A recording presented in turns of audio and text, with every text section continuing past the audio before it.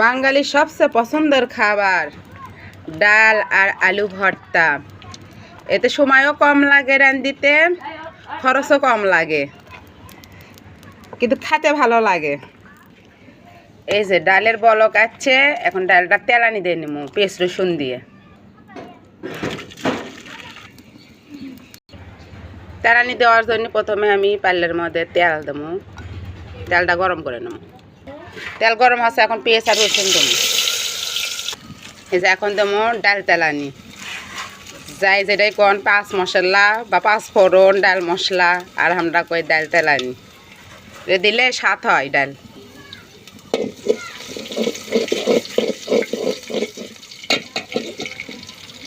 দেবো গোটা জিরে আরও স্বাদ হওয়ার জন্য।